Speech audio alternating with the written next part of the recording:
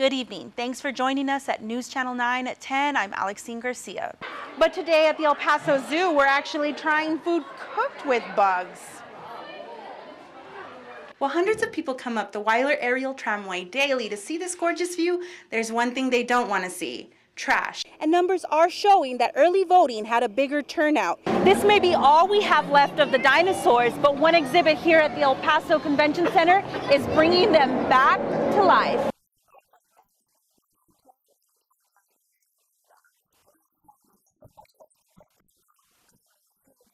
I'm here live at Dan Haggerty's memorial service where the mood is upbeat yet reverent. Today at Bassett Place, hundreds came out to the Big Latch On to support a woman's right to breastfeed in public. We have everything from cars to cattle that we deal with in Precinct 3. Today, Socorro citizens like Martha Trujillo had a chance to voice their concerns. Martha says she's especially concerned about roads in Socorro. Socorro Road is a historical corridor, and it is being literally destroyed. Martha and other members who live in Precinct 3 were able to voice their concerns to representatives from local up to state offices. It's awesome. It's great. I loved it. A lot of input from the community and all the representatives. The purpose of these meetings is to make our office more accessible to the community and to bring leaders to the community. On top of everyone's list was the problem with roads and infrastructure.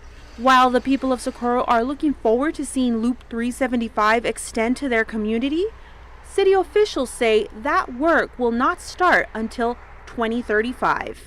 We hope that the time, though, will be shortened from the long term that they have set the date for our extension from Socorro to Loop 375. State Representative Mary Gonzalez explained that there are plans in motion to bring in more funds to build roads. A lot of the things we've heard, we've already been working on: transportation issues, infrastructure development, and I think that's one of the main things we heard over and over again. And ironically, on Monday, up in Austin, we're going to vote on a bill to put more money into transportation, over $1 billion. Reporting for News Channel 9, Alexine Garcia. He'll be missed. He's going to be tremendously missed. The mood was reverent yet upbeat as friends and family honored the late County Commissioner Dan Haggerty. He had to go first, and I assume he's getting things set up for us when we get there. His unique character and positive attitude will be remembered by many. His memorial service was held at Cathedral High School today, the same school Haggerty attended. He always said he wouldn't have made top 10 in a class of 9. The details of his funeral are just another reminder of his witty nature. Haggerty asked his good friend and colleague to build his casket by hand and drive it to the burial in his new pickup truck. Sweat quite a bit when I was working on it in the garage. There were some tears, but I even cut my hand working on it and got a little blood on it. And, it's kind of like, it was a labor of love. The funeral service will be open to the public here at Cathedral High School at 11 a.m. This is Alexine Garcia reporting for News Channel 9. Hundreds of people visit Weiler Aerial Tramway daily to take in the amazing view.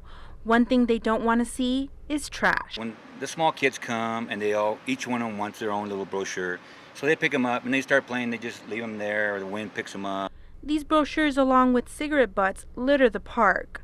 But Boy Scout Troop 279 has been visiting the tramway for the past 5 years to tackle these problems. They've done the desert willow rings, a sign-in box sheet on the Directissimo and the Ranger Loop Trail, hiking stick, the holders, and they've also done the cigarette boxes up on top and bottom. The Boy Scouts are now working on recycle bins where visitors can drop their pamphlets before heading back down the tramway. Troop 279 will be installing the recycle bins next week. This community project will not only help keep the tramway clean, but also take Boy Scout Corey May one step closer to becoming an Eagle Scout. To become an Eagle Scout, it's one of the greatest feelings that you can ever get. Corey has led this project from creating the idea to teaching the other boys to make the boxes.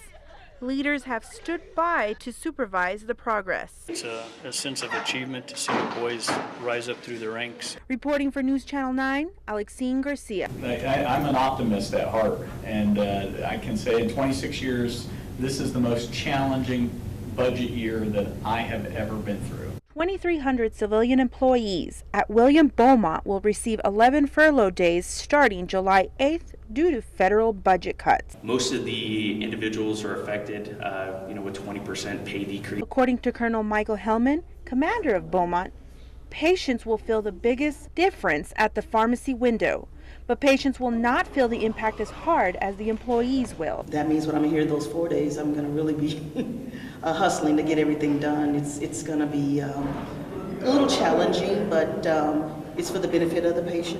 Most Beaumont civilian employees and service members seem to be optimistic about the change. But as for the patients, we were able to maneuver some of the things in the hospital to make sure that we're able to see them on a continuous basis. Beaumont management has also created financial planning classes to help prepare for the upcoming pay cut. And employees using daycare services on base can receive a discount during the furlough period. Reporting for News Channel 9, Alexine Garcia. Erase 3 hosted the first El Paso Color My Cause event. Runners picked from 4 local charities to run their 5K race. Because you're doing it for a good cause, but at the same time you're having fun and you're enjoying like everybody else's excitement, and the music is just great. The majority of the money raised from nearly 900 runners will go to the Child Crisis Center, Paso del Norte Children's Development Center, the Rio Grande Cancer Foundation, and the Border AIDS Partnership. Any event that Erase 3 does stays in El Paso. That's really important to us. We're not a circus that, we come in, we set up the race, and then we leave out of town. This is El Paso. But the Color My Cause race was not just started to help local charities.